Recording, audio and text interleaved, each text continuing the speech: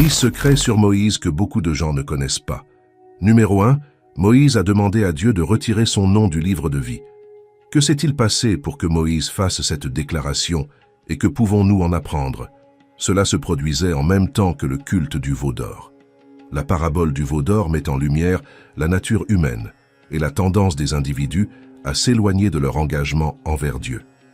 Il est ironique que pendant que Moïse était sur le mont Sinaï pour recevoir les 10 commandements de Dieu, les Israélites enfreignaient le premier commandement qui dit « Tu n'auras pas d'autre Dieu devant moi ». L'impatience des Israélites envers Moïse sur le mont Sinaï les a amenés à avoir l'idée de créer un nouveau Dieu pour les précéder pour le culte. Pour y parvenir, ils ont fondu leurs bijoux en or et les ont utilisés pour construire le veau en or. L'impatience du peuple les a poussés à se tourner vers Aaron, et ils lui ont donné la responsabilité de servir de gardien spirituel à la place de Moïse. Aaron s'est docilement conformé à la demande, transformant ses boucles d'oreilles en or en un veau sculpté dans de l'or, ce qui était un comportement spécifiquement interdit. Ils ont donc commencé à se livrer à la débauche, à adorer l'idole, tout en adoptant un comportement immoral comme manger, boire et jouer. Alors l'Éternel dit à Moïse, « Descends immédiatement, car ton peuple, que tu as fait sortir du pays d'Égypte, est devenu corrompu. » Ils se sont rapidement écartés du chemin que je leur avais commandé. Ils se firent un veau de fonte, l'adorèrent et le sacrifièrent, et dirent « C'est ton Dieu Israël qui t'a fait sortir du pays d'Égypte. » Exode chapitre 32, versets 7 à 8. La descente de Moïse de la montagne, où les 2 tables du témoignage rencontrèrent Josué sur le chemin, et vinrent vers le peuple alors qu'il célébrait son festin idolâtre sensuel. Avec une juste colère, il a brisé les tables de la loi en témoignage de ce que le peuple avait déjà fait. Exode 32, 31, 34. Alors Moïse retourna vers le Seigneur et dit « Quel grand péché ce peuple a commis! Ils se sont fait dieux de l'or. Mais maintenant, s'il vous plaît, pardonnez-leur leurs péchés. Mais sinon, alors effacez-moi du livre que vous avez écrit. » Le Seigneur répondit à Moïse, « Quiconque a péché contre moi, je l'effacerai de mon livre. Maintenant, allez, conduisez le peuple à l'endroit dont j'ai parlé, et mon ange marchera devant vous.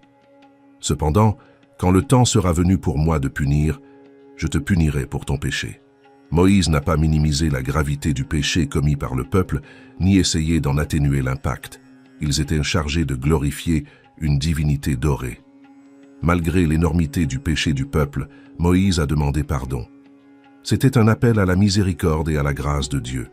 Moïse a supplié Dieu de pardonner à Israël à cause de son identification avec le peuple pécheur. Si Dieu refusait de pardonner, Moïse demandait à être condamné en sacrifice par son peuple pécheur. Moïse sentait qu'Israël avait péché si terriblement que le sang d'un dieu ou d'un bœuf ne pouvait pas le couvrir. Ce devait être un homme qui souffrirait à sa place. Par conséquent, il a offert d'être effacé du livre de Dieu, s'il pouvait d'une manière ou d'une autre racheter le peuple. Dieu a dit non à la demande de Moïse, mais nous pouvons dire que Dieu anticipait le sacrifice de quelqu'un de plus grand que Moïse, qui se donnerait au nom du peuple, apportant une expiation pleine et entière. Bien sûr, Jésus avait le même cœur sacrificiel lorsqu'il est mort pour nos péchés.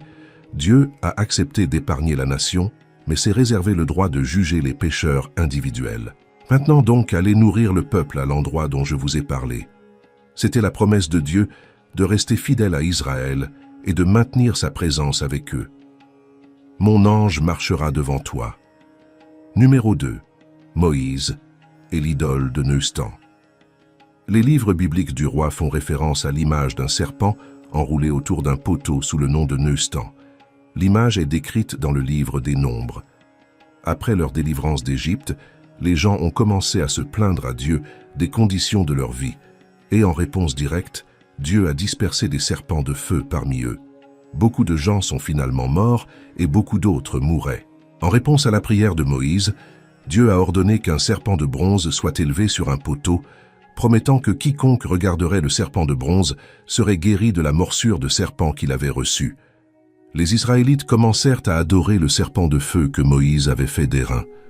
À un moment donné dans la période entre Moïse et Ézéchias, le serpent d'airain mentionné en relation avec les réformes d'Ézéchias, mais le culte de Neustan aurait pu avoir lieu bien avant Ézéchias. 2 Rois, chapitre 18, verset 4, « Il enleva les hauts lieux du culte païen. Il a brisé les images, les pierres commémoratives et coupé les poteaux d'idoles.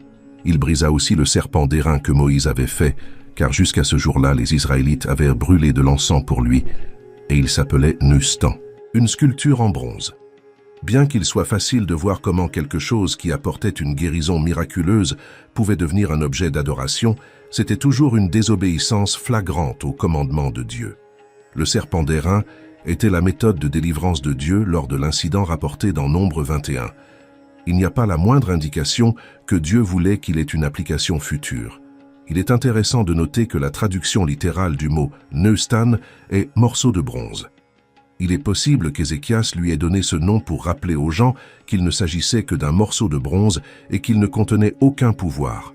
Même dans la situation décrite dans Nombre 21, c'est Dieu qui a apporté la guérison, pas Neustan. Une leçon puissante que nous devons tous apprendre de Neustan est que même les bonnes choses et les bonnes personnes ont le potentiel de devenir des idoles dans nos vies. Toute notre adoration, notre louange et notre action de grâce devrait être dirigée vers Dieu seul. Rien d'autre, quelle que soit son incroyable histoire, n'est digne. Numéro 3. Pourquoi Dieu était-il sur le point de tuer Moïse dans l'épisode du buisson ardent? Dieu a choisi Moïse pour délivrer les Israélites de l'esclavage en Égypte et les conduire à la terre promise. Moïse est également connu comme le donateur de la loi et le médiateur des anciennes alliances. La rencontre avec Dieu au buisson ardent, où Dieu a invité Moïse à être le sauveur de son peuple, a été un événement clé dans la vie de Moïse.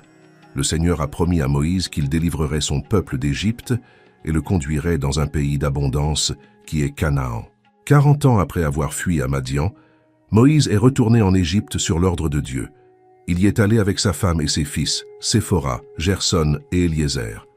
Mais avant que Moïse puisse délivrer le message, il a dû lui-même apprendre à obéir.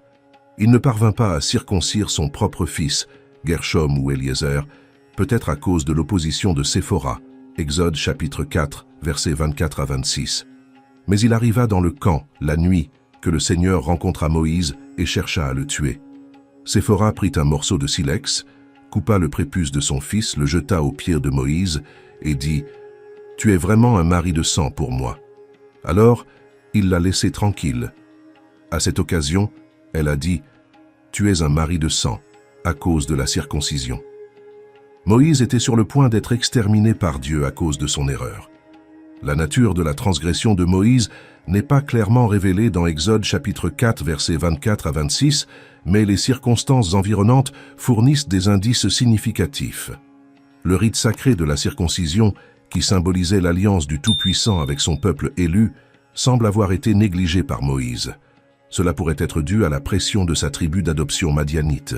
Séphora, qui trouvait clairement la circoncision déplaisante, l'a peut-être aussi convaincu de ne pas circoncire son fils. Cela expliquerait sa colère. Elle croyait qu'en versant le sang de son fils, elle avait épargné la vie de son mari. Moïse avait désobéi au commandement de Dieu. Cependant, Dieu dit à Moïse qu'il n'utilise pas n'importe qui. Il utilise ceux qui sont saints et justes. Vous et moi savons que nous ne sommes pas saints et irréprochables par nous-mêmes, que nous sommes justifiés par Christ seul. Mais cela ne signifie pas que nous continuons à pécher pour que la grâce abonderait. Moïse était sur le point de revenir et de représenter Dieu. Cependant, il n'avait pas fait ce qu'un représentant juste de Dieu ferait, même avec ses propres enfants.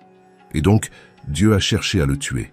Dieu est très sévère dans ses jugements, parce qu'il fait savoir aux gens qu'il n'est pas un Dieu à prendre à la légère. Par conséquent, parce que Moïse allait être le libérateur, il devait travailler sur les domaines de sa propre vie qui étaient détraqués parce que Dieu est saint. Ce niveau de jugement s'applique également aux Israélites. Dieu nous montre qu'il n'utilisera pas un peuple injuste pour juger les autres peuples. Moïse était inapte à servir en tant que chef spirituel à cause de son péché non résolu. Et le problème devait être résolu avant qu'il puisse accomplir sa tâche correctement. Dès que Séphora eut terminé la tâche, le Seigneur le laissa partir. En bref, Dieu avait l'intention de tuer Moïse, puisqu'il était censé enseigner la loi de Dieu aux Israélites, mais il se viole lui-même. Numéro 4. Moïse n'a pas été autorisé à entrer dans la terre promise. Parfois, la punition ne semble pas correspondre au crime. Et à première vue, Moïse frappant un rocher dans le désert par frustration contre les Israélites ne semble pas être une raison juste pour qu'ils ne voient pas la terre promise. Après tout, il a vu les 10 plaies, a conduit Israël hors d'Égypte et à travers la mer Rouge, a délivré les 10 commandements du mont Sinaï et a remporté de nombreuses batailles d'Israël. Pourquoi alors Dieu permettrait-il un seul coup sur un rocher à Mériba pour empêcher Moïse d'entrer dans le pays que Dieu avait promis à Israël? Les Israélites se sont plaints à Moïse du manque d'eau et ils ont également mis le Seigneur à l'épreuve. Alors Moïse cria au Seigneur pour qu'il l'aide, disant « Que ferai-je de ces gens? Ils sont presque prêts à me lapider. » Alors l'Éternel dit à Moïse « Marche devant le peuple et prends avec toi quelques-uns des anciens d'Israël et prends dans ta main la verge avec laquelle tu as frappé le Nil et va. Voici, je me tiendrai devant toi sur le rocher de l'Horeb. Là, tu frapperas le rocher et il en sortira de l'eau pour que le peuple puisse boire. » Et Moïse le fit sous les yeux des anciens d'Israël. Exode, chapitre 17, versets 4 à 6. L'eau coulait des rochers, fournissant à boire aux Israélites. En substance, les Israélites ont posé un problème à Moïse. Il s'est tourné vers Dieu, Dieu a donné à Moïse des instructions spécifiques, et comme Moïse le suivait, l'eau a commencé à couler. Considérez ce qui se passe dans la deuxième Mériba, lorsque Moïse devient frustré et désobéit à Dieu. Nombre 20 contient le deuxième miracle. Les Israélites arrivent dans le désert de Tsin, près de Kadès, se plaignant à nouveau à Moïse du manque d'eau. Nombre chapitre 20, versets 1 à 13. Alors les Israélites, toute l'assemblée, vinrent au désert de Tsin, le premier mois, la 4e année après leur sortie d'Égypte, et le peuple habita à Kadès. Myriam y mourut et fut enterrée. Il n'y avait pas d'eau pour l'assemblée, et ils se rassemblèrent contre Moïse et Aaron.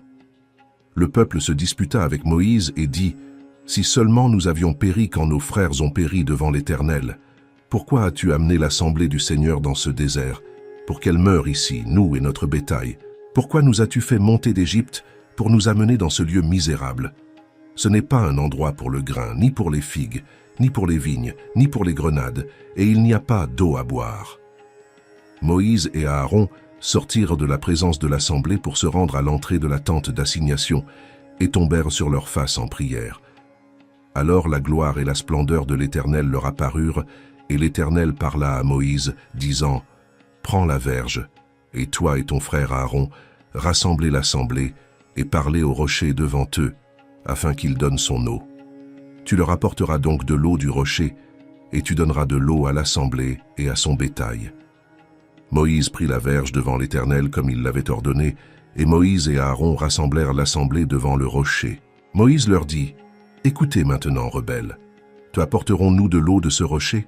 Alors Moïse leva la main et avec sa verge frappa 2 fois le rocher, au lieu de parler au rocher, comme l'Éternel l'avait ordonné. Et l'eau jaillit abondamment, et l'assemblée et son bétail burent.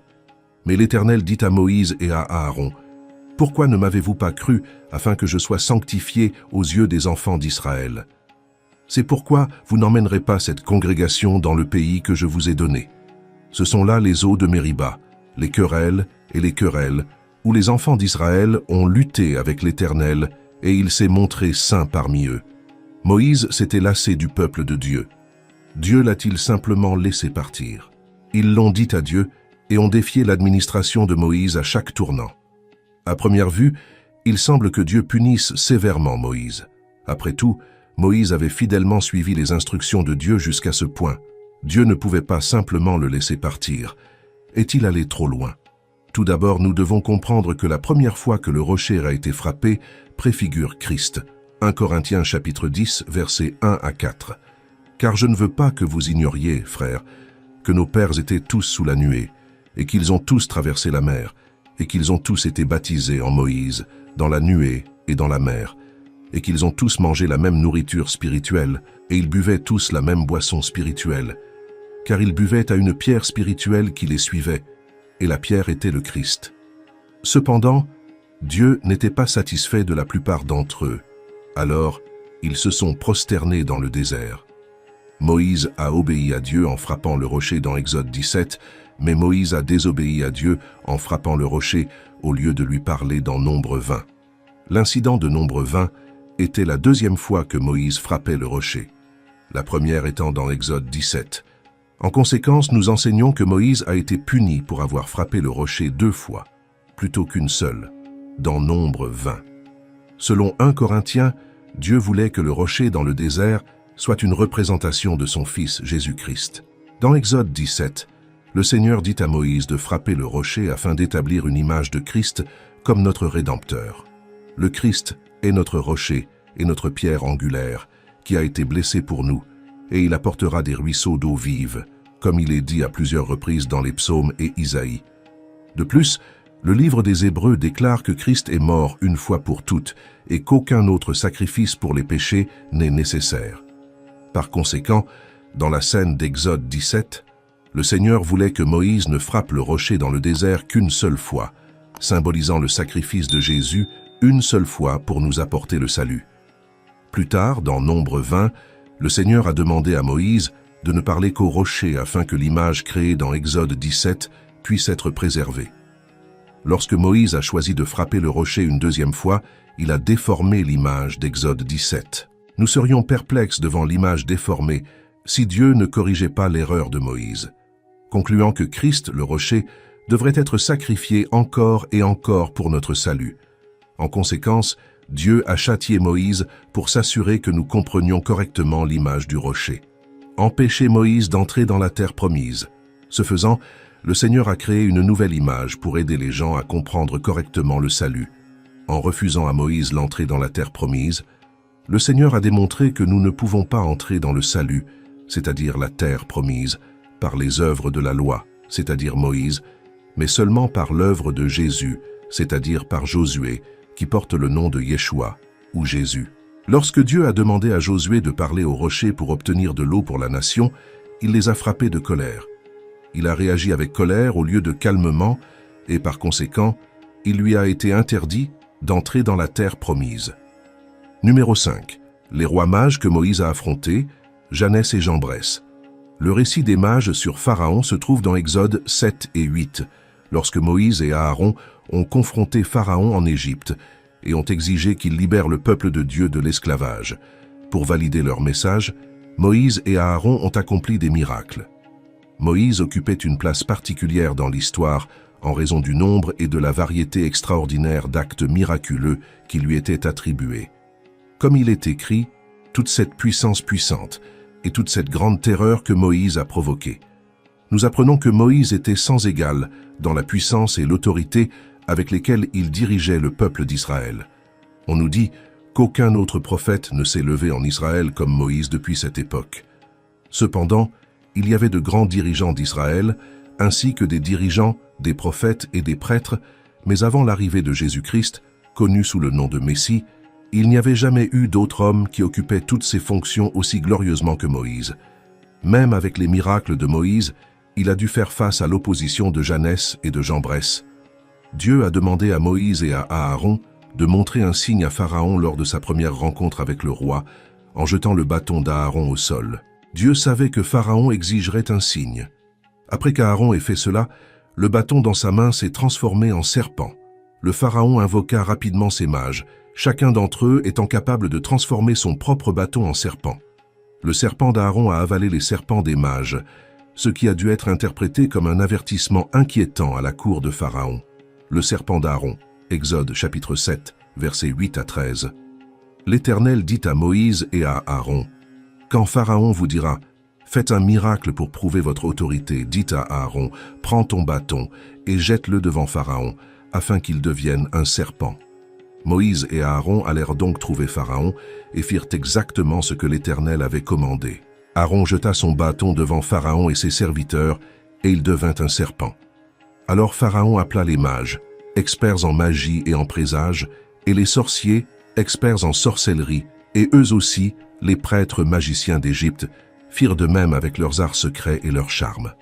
Chacun jeta son bâton, et ils se transformèrent en serpents. Mais le personnel d'Aaron a avalé ses bâtons. Cependant, le cœur de Pharaon s'endurcit, et il ne les écouta pas, comme le Seigneur l'avait dit. Les magiciens de Pharaon ont pu accomplir des miracles 2 fois de plus, correspondant aux signes que Moïse et Aaron avaient montrés. La première plaie que Moïse invoqua sur les Égyptiens fut la peste du sang. Les mages étaient également capables de transformer l'eau en sang, comme Moïse l'a fait avec le Nil. Exode chapitre 7, versets 19 à 22. Alors l'Éternel dit à Moïse, « Dis à Aaron, prends ton bâton et étends ta main sur les eaux de l'Égypte, sur ses fleuves, sur ses ruisseaux, sur ses étangs et sur tous ses bassins d'eau, afin qu'ils deviennent du sang. Et il y aura du sang dans tout le pays d'Égypte, dans des vases de bois et dans des vases de pierre. » Moïse et Aaron firent donc exactement ce que le Seigneur avait commandé. Il leva son bâton et frappa l'eau qui était dans le Nil aux yeux de Pharaon et à la vue de ses serviteurs. Et toute l'eau qui était dans le Nil s'est transformée en sang. Alors les poissons qui étaient dans le Nil moururent, et le Nil puait, de sorte que les Égyptiens ne purent de boire l'eau du Nil, et le sang se répandit partout dans le pays d'Égypte. Mais les prêtres divins d'Égypte firent de même avec leurs arts secrets, et le cœur de Pharaon s'endurcit, et il ne les écouta pas, comme le Seigneur l'avait dit. C'est une grande folie de la part des mages. Les plaies étaient une malédiction de Dieu. Au lieu d'essayer d'inverser la malédiction, ils ont décidé de transformer plus d'eau en sang. Ils ont également ajouté la malédiction à leur peuple. Telle est la voie des arts sombres. Son but n'était pas d'atténuer les problèmes du peuple égyptien. Le malin essayait de montrer de l'importance au lieu d'aider ceux qui étaient sous son commandement. C'était une façon de penser démente, et malheureusement, ils n'ont rien fait pour aider leur peuple. La deuxième plaie qui a frappé le peuple égyptien était un essaim de grenouilles, et les magiciens ont ajouté au problème en invoquant leur propre grenouille. Au lieu de trouver une solution, ce qui a aggravé la situation. Cependant, l'autorité des mages s'est arrêtée, car ils ne pouvaient plus reproduire les plaies, et ont admis qu'ils étaient témoins du doigt de Dieu dans les signes de Moïse. Exode chapitre 8, verset 19. Alors les mages dirent à Pharaon, « C'est le doigt surnaturel de Dieu. » Mais le cœur de Pharaon s'endurcit, et il ne les écouta pas, comme l'avait dit le Seigneur. Satan avait donné aux magiciens de Pharaon le pouvoir de reproduire certains des signes que Dieu accomplissait à travers Moïse et Aaron. Alors, comment les magiciens égyptiens ont-ils réussi à accomplir ces exploits incroyables? Premièrement, bien qu'il ne soit pas aussi puissant que Dieu, Satan, autrefois l'un des plus hauts anges de Dieu, peut tromper, imiter les miracles et même prédire l'avenir avec un certain degré de précision. La puissance de Dieu a finalement triomphé des sorciers égyptiens. Ils n'ont pas réussi à appeler les poux. La force de Dieu est assez vaste pour vaincre facilement la force de Satan. La capacité d'accomplir des miracles par la puissance des ténèbres et la volonté de les recevoir comme authentiques caractériseront la fin des temps. Tout comme le pouvoir de Janès et de Jambres avait des limites, l'autorité de Satan avait des limites, même dans les derniers jours. Dieu est toujours aux commandes. L'espérance triomphante en Jésus. Les miracles peuvent être utilisés pour prouver que quelque chose est surnaturel, mais ils ne peuvent pas être utilisés pour prouver que quelque chose est vrai. Ces mages égyptiens étaient des hommes intelligents et instruits. Cependant, Paul a noté qu'il manquait de la sagesse qui vient de Dieu. Certains d'entre nous s'émerveillent de tout pouvoir spirituel réel, ne considérant pas soigneusement que le pouvoir réel peut avoir une source sinistre plutôt qu'une source divine. Même si un nouveau pouvoir semble avoir les réponses que nous cherchions, nous ne devrions pas nous laisser séduire par lui, car des forces démoniaques peuvent venir déguisées en anges de lumière. Numéro 6. Le seul homme que Dieu a enterré. Dieu a choisi de nous cacher des informations sur les événements qui ont conduit à la mort de Moïse. Moïse monta sur les hauteurs du mont Nebo, tandis qu'Israël campait dans les plaines de Moab. De là, il avait une vue dégagée de toute la terre promise, jusqu'à la côte ouest de la mer. Deutéronome, chapitre 34, versets 1 à 3. Moïse monta des plaines de Moab sur le mont Nebo jusqu'au sommet de Pisga, qui est en face de Jéricho. Et l'Éternel lui montra tout le pays de Galaad, tout Nephtali, le pays d'Éphraïm et de Manassé, tout le pays de Juda jusqu'à la mer de l'Ouest, la mer Méditerranée, le Néguev, la région méridionale du pays, et la plaine de la vallée de Jéricho, la ville des palmiers jusqu'à Tsoar. Quel titre honorable! Moïse se distingue comme serviteur de Jéhovah.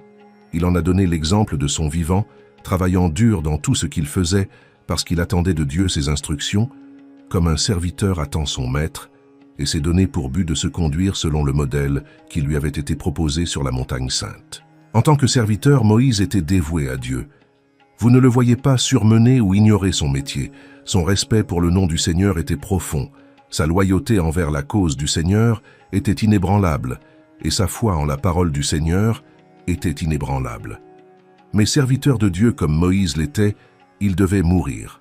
C'est le destin auquel la plupart des hommes sont confrontés.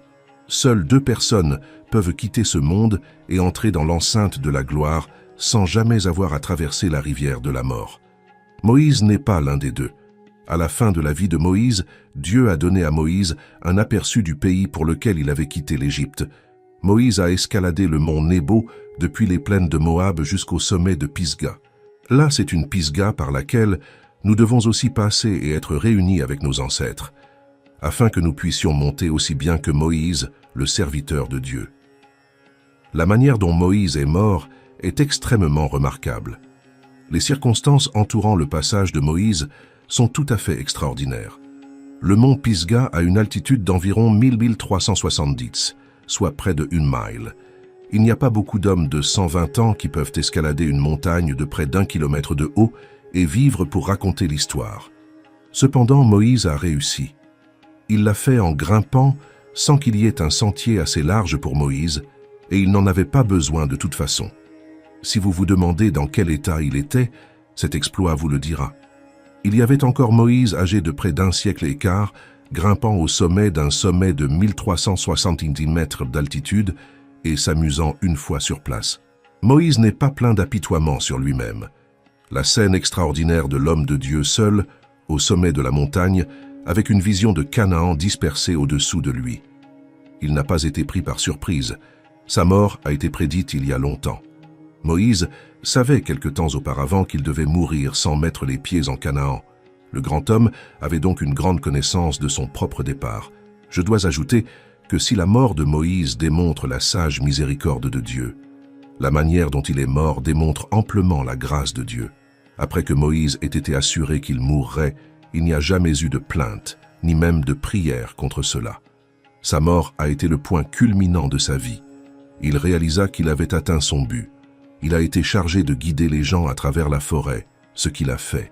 D'ailleurs, il est mort en la meilleure compagnie possible. Certains hommes meurent plus convenablement en compagnie de leurs enfants. Leur force était déposée dans leurs devoirs domestiques et leurs attachements à leur progéniture, qui fermaient correctement les yeux. Mais il n'y avait pas de véritable parenté pour l'homme Moïse. Moïse est mort selon la parole du Seigneur. Quelle façon de vivre! 120 ans et ne pas avoir besoin de lunettes, 1 siècle et 1 cinquième et ne pas avoir besoin de béquilles.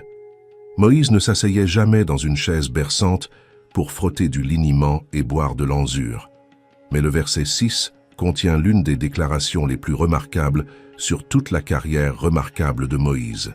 Deutéronome chapitre 34 verset 6. Le lieu de sépulture de Moïse, et il l'enterra dans la vallée, dans le pays de Moab, en face de Beth-Péor. Mais personne ne connaît encore aujourd'hui l'endroit où se trouve son sépulcre. Dieu a personnellement enterré Moïse, la seule personne dans la Bible. L'avez-vous remarqué? L'emplacement de son corps est inconnu. Le Seigneur a ensuite caché le tombeau. Qu'est-ce qui vous a poussé à le faire? Parce que cette tombe serait devenue un sanctuaire.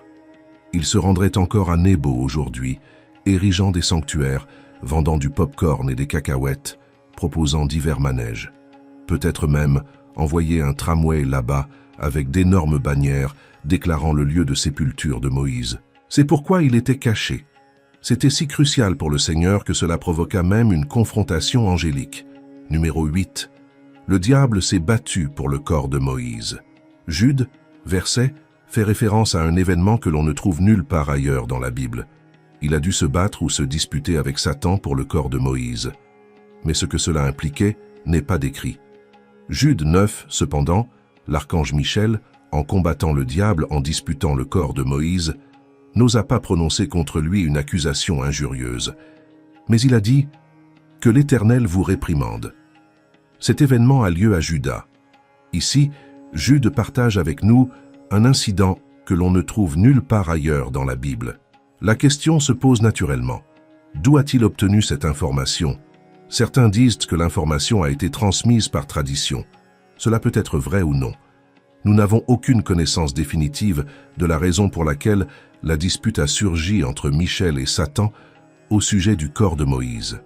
Il n'est pas improbable que Satan ait voulu connaître l'endroit afin d'y faire construire un sanctuaire. Michel refusa présomptueusement de prononcer un jugement. Au lieu de cela, il annonçait simplement la réprimande du Seigneur. Malgré sa grande puissance, Michael reste complètement soumis au Seigneur. Les anges justes ont une hiérarchie et sont soumis à l'autorité. Compte tenu de la force de Michael, la soumission de l'archange à Dieu est encore plus belle. Nous pouvons voir que la soumission n'est jamais destinée à enlever la force, le but ou la valeur d'un individu. La force d'Angel Michael n'était pas contestée. La dernière mention de l'archange Michel apparaît dans Apocalypse chapitre 12 verset 7, lorsque Satan est chassé du ciel. La confrontation est un mal nécessaire. Personne ne l'aime, mais elle doit être faite pour corriger, purifier et unifier la communauté. Numéro 9. Moïse rencontre Jésus. La transfiguration de Jésus est mentionnée dans chacun des livres de l'Évangile comme un événement important dans la vie de Jésus et une preuve de sa divinité. Jésus n'emmène que 3 de ses disciples, Pierre, Jacques et Jean, sur une haute montagne, après avoir accompli une série de miracles et prédit sa propre mort. C'est la scène de la transfiguration, dans laquelle son apparence est rayonnante, transformée. Matthieu, chapitre 17, verset 2. Et il fut transfiguré devant eux, et son visage brilla comme le soleil, et ses vêtements devinrent blancs comme la lumière. Cette gloire transmet la présence réelle, car en sa personne, le royaume de Dieu est avec son peuple. Le cercle restreint des disciples témoigne de la révélation profonde de l'identité de Jésus, ainsi que de sa mission. Au cours de cette transfiguration, 2 des personnages les plus importants de l'Ancien Testament, Moïse et Élie, apparaissent. Son entrée symbolise la loi et les prophètes témoignant de Jésus, le Messie qui accomplit l'Ancien Testament. Les Juifs voient Moïse comme l'un de leurs plus grands dirigeants, mais Jésus est encore plus grand. Moïse est celui que Dieu a utilisé pour donner la loi, et Élie est celui qui relie la prophétie charismatique antérieure de l'époque de Samuel aux premiers prophètes qui écrivent. Moïse est également considéré comme le prophète modèle, et Élie comme le précurseur du Messie, comme mentionné dans Malachie, chapitre 4, versets 4 à 6. Ces versets mentionnent à la fois le don de la loi par le serviteur de Dieu Moïse et l'envoi du prophète Élie avant le jour imminent du Seigneur. Sa présence sur la montagne avec Jésus démontre la majesté de Jésus comme celui qui sera appelé le Fils de Dieu et qui transcende les deux. La nuée de la présence de Dieu est apparue à Moïse sur le mont Sinaï. Son éclat remplissait le tabernacle. La nuée de la présence de Dieu a conduit les Israélites dans le désert, et la nuée de la gloire du Seigneur a rempli le temple de Salomon. Jésus a accompli à la fois la loi et les prophètes, comme en témoigne sa supériorité sur Moïse et Élie, dont les révélations pointent actuellement vers Jésus, car Jésus est le Fils incarné de Dieu, le prophète ultime qui accomplit la prophétie de Moïse. Les disciples doivent l'écouter pour comprendre sa mission messianique. Lorsque les disciples lèvent les yeux, ils ne voient que Jésus.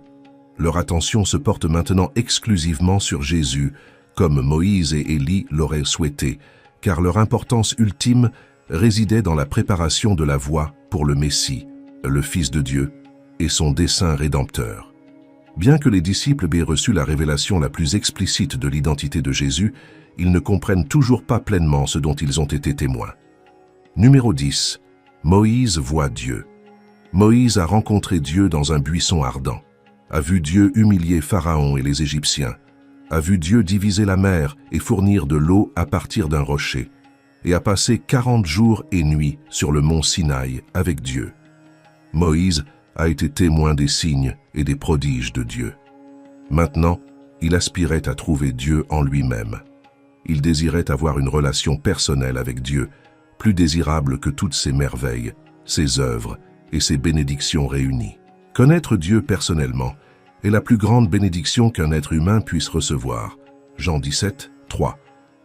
Et ceci est la vie éternelle, afin qu'ils te connaissent, toi, le seul vrai Dieu, et Jésus-Christ, que tu as envoyé. » Dieu a gracieusement répondu au désir de Moïse de savoir qui irait avec lui en disant « Ma présence ira avec toi ». Le Seigneur connaissait Moïse, et Moïse avait trouvé grâce auprès de lui. Moïse, d'autre part, n'était pas satisfait de leur relation. Il voulait plus de Dieu, même s'il avait vu le buisson ardent, la séparation de la mer Rouge, vu l'eau jaillir du rocher et manger la manne du ciel. Tout cela était de vieilles nouvelles pour lui. Il désirait en savoir plus sur Dieu. Il aspirait à une compréhension plus profonde de lui-même. Moïse dit donc au Seigneur, « Enseigne-moi tes voies, s'il te plaît, afin que je te connaisse. » Moïse était comme un homme affamé assis pour un bon repas. Il ne se contentait pas de grignoter un apéritif et de goûter la soupe. Il désirait ardemment être satisfait de tout ce que le Seigneur avait à offrir. Moïse a compris ce que le psalmiste a dit, « Comme un serviteur rugit pour les eaux courantes, ainsi mon âme rugit pour toi, ô Dieu.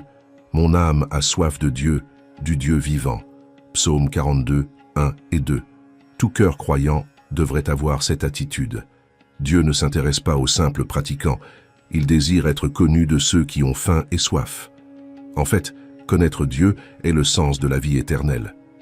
Alors Moïse dit, « Maintenant, montre-moi ta gloire. » Exode 33, 18. Moïse en voulait encore plus. Il dit au Seigneur, « S'il te plaît, fais-moi voir ta gloire. » En d'autres termes, Moïse voulait voir une manifestation visible du Dieu invisible qui lui serait rendue publique et fournirait une démonstration observable de sa glorieuse divinité. Êtes-vous satisfait d'écouter un sermon et de chanter quelques chansons à Dieu? Ou aspirez-vous constamment à voir plus de Dieu dans votre vie, à comprendre le plus grand sens de la gloire de Dieu? Moïse a été encouragé à faire une dernière demande spéciale. « Maintenant, montre-moi ta gloire. » C'est surtout la miséricorde et la compassion de Dieu qui l'ont conduit à renouveler son alliance avec Israël. Dieu a ensuite expliqué comment il démontrerait sa bonté et sa gloire à Moïse sans le tuer. Il a décrit son apparence à Moïse en utilisant les termes dos et visage. La promesse de Dieu de montrer à Moïse sa bonté et sa gloire s'est accomplie peu de temps après, comme décrit dans Exode 34, versets 5 à 7 et Exode chapitre 33, versets 19 à 20. Et le Seigneur dit, « Je répandrai toute ma bonté devant vous, et je proclamerai le nom du Seigneur devant vous. J'aurai pitié de qui j'aurai pitié, et j'aurai pitié de qui j'aurai pitié. » Mais il a dit, « Vous ne pouvez pas voir mon visage, car personne ne peut me voir et vivre. » La demande de Moïse a été gracieusement exaucée par le Seigneur. Il promit de lui montrer un aperçu de sa gloire. Dieu démontrerait sa bonté à Moïse tout en proclamant son propre nom, le Seigneur. Il a même accordé cette rencontre extraordinaire. Moïse serait incapable de voir le visage de Dieu parce que les humains ne pourraient pas voir son visage et vivre. Exode 33, 21-23. Alors l'Éternel dit, « Voici, il y a une place à côté de moi, et vous vous tiendrez sur le rocher. Et quand ma gloire sera passée, je la mettrai dans la fente du rocher, et je la couvrirai de ma main, jusqu'à ce que je sois mort. Alors je retirerai ma main, et vous verrez mon dos, mais on ne verra pas mon visage. Tant que Moïse serait sur le rocher, la gloire de Dieu passerait. Dieu lui dit, « Je te mettrai dans la fente du rocher, et je te couvrirai de ma main jusqu'à ce que je sois passé.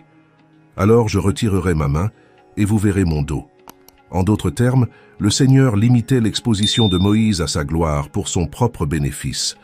Il ne pouvait être soumis à rien de plus qu'un aperçu de la gloire de Dieu derrière. Malgré cela, son visage rayonnait littéralement de l'émerveillement de la rencontre et du caractère sacré de parler avec le Seigneur. D'après cet exposé limité, bien sûr, parce que Dieu est esprit, il ne possède pas de corps et n'a donc pas de dos, tout comme il n'a pas de bras. Personne n'a jamais vu Dieu dans toute sa gloire, mais le Fils de Dieu l'a révélé. En effet, Jésus a dit à ses disciples, « Celui qui m'a vu a vu le Père. » Jean 14, 9. D'ici là, nous continuons à marcher dans la foi avec Dieu. Si ce contenu vous a été utile, partagez-le dans l'une de nos prochaines vidéos. Ensemble, nous pouvons éclairer plus d'esprit et élargir notre compréhension. Merci d'être ici et que Dieu vous bénisse.